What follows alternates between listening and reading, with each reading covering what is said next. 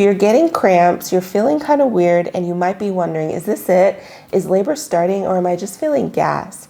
In today's video, we're going to break down what real labor is, what signs to watch for, and how to stay calm and prepared no matter what's going on in your body.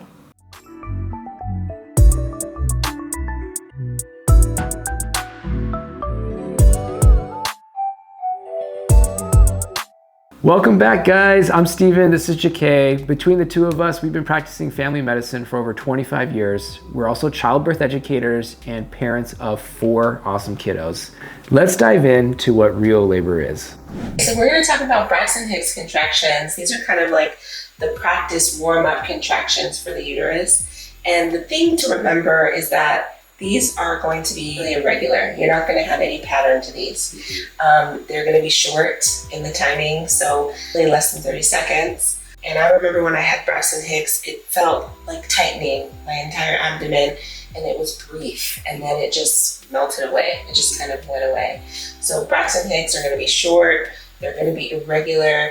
They will also change. So if you change your position, if you hydrate, drink lots of water, or just rest, they usually tend to go away. Yeah, and that's different than what happens with regular labor contractions. Right. Those contractions tend to happen in a pattern. They tend to get longer and stronger the further you get, and they tend to continue, right? Even if you rest, even if you change positions, even if you drink tons of water, those continue on if it's real labor. So with Braxton Hicks, we always teach our students that it's not bad to have Braxton Hicks contractions. In fact, it is nice because you're getting these warm-ups. It's just kind of getting your uterus prepared. But you're right, the real work comes in when you have those long, strong contractions. Yeah. So a lot of people think that once the contractions start, they're going to continue on until you have the baby. But there's times when they can stop. Yes, and that's when it gets tricky because people are usually shocked and it's kind of confusing and you're like, what do we do now?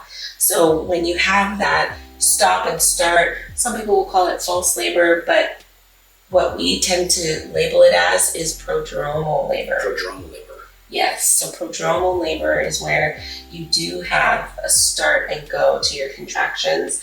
And this is for a lot of reasons. I mean, in our course, our Birth Room Academy, we talk through so many different things that affect our body and why our labors tend to have variations. Yeah. And so mentally, physically, even emotionally, if you're not in a place where you're ready for the labor to actually continue, it will pause, and that's for protection. So with prodromal labor, it feels very real. You're gonna have like that tightening.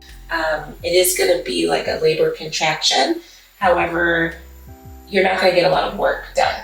Yeah. Because these tend to be irregular, they tend to be kind of sporadic. Sometimes they shorten in the length of the contraction. They're really far apart.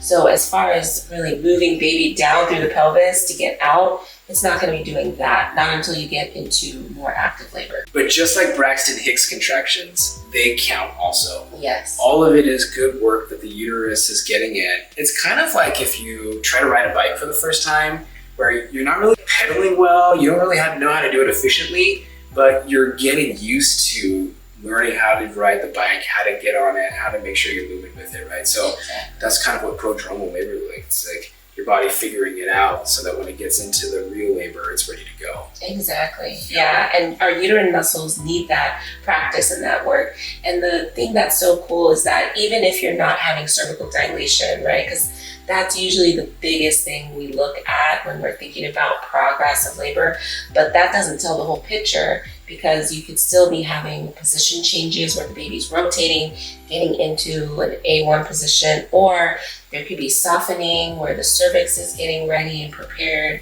So there's a lot of things that are happening, even if you're not seeing your contractions have that really regular pattern. Yeah, and for moms that are going through that prodromal labor where they're like so bummed that it's so stop and go or so sporadic, or they just know that it's not the real thing, it can be discouraging at times. Of course. And I think for that specific scenario, that's why I have actually created a free resource. They are free birth affirmations with scripture for expectant moms. So you can look in the description for the link. But I think that if you have just the awareness that you do need to trust your body, that your body is made to be able to get through the labor process. It helps you so that when you go through that process, you can remember, okay, this is all for my good. Your body is still going to get through labor. It's just taking more time. Yeah. And time should never be a reason to stop your birth process. Yeah. If you really have a desire to have a natural birth or an unmedicated birth, you can still do that even if you're having start and go labor. Mm-hmm. It can happen like that for days, and Yeah. that's okay. Yeah. There's nothing going wrong with you or with the baby. It's just that there's different things that happen during the labor process. One resource that we love to share with our students is actually Susan McCutcheon's book, Natural Childbirth the Bradley Way. We love this book because, one, she was our birth educator, and she's been an amazing mentor to us, but also it's just an easy read. And in the book, she does break down the different ways that labor can begin. Yeah. And so some of those ways are, like you said, textbook, where contractions start, they just keep getting longer, stronger, closer together until birth. Mm-hmm. Right? But then there also could be where your water breaks first. Yeah, and we've made a video about that. Exactly. So check that out. You can check out that video. But then also you could have back labor where your contractions, they don't start in your abdomen. You actually notice cramping, tightening happening in your back, usually your lower back. And so those can be signs that you're having labor. If there's a pattern to it, it's happening consistently, Yeah. it's getting stronger, then that could be the way that your labor starts too. And I'll just share one more. Mucus plug coming out could be another way that labor starts. And I'll never forget the time when your mucus plug came out before labor began. But that's a story that we shared in another video. So there's a couple of other ways that they can start. Just make sure that you guys check it out in the book. So 5 things that you actually can do that will help you to know, okay, this is real labor because it's not stopping. And these are the 5 things we teach to our students through our Bradley training is take a nap, eat, Yep. drink, Yep. take a shower, Mhm. and go for a walk. Yep.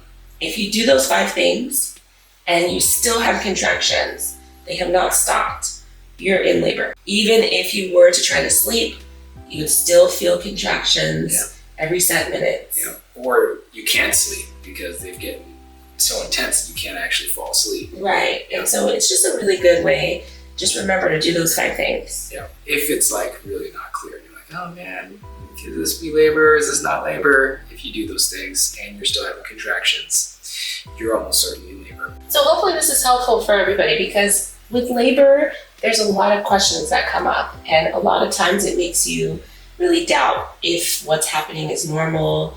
And so I just want to encourage everybody that, again, your body knows exactly what to do. If you allow it to go through the natural process and you don't kind of throw things in, like a lot of medications, a lot of different interventions, your body will eventually figure it out. Mhm. It just needs the time to be able to do that. And depending on your circumstance, being able to find a place of peace and calm is the goal. And so being able to just have mental clarity during labor and feel calm is a gift.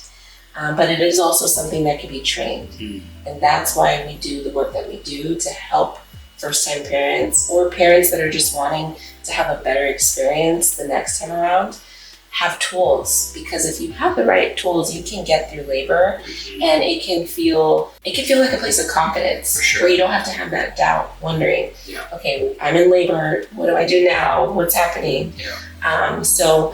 Hopefully this is all helpful. We see that so much. We have seen students go through our course and come out the other side feeling so confident.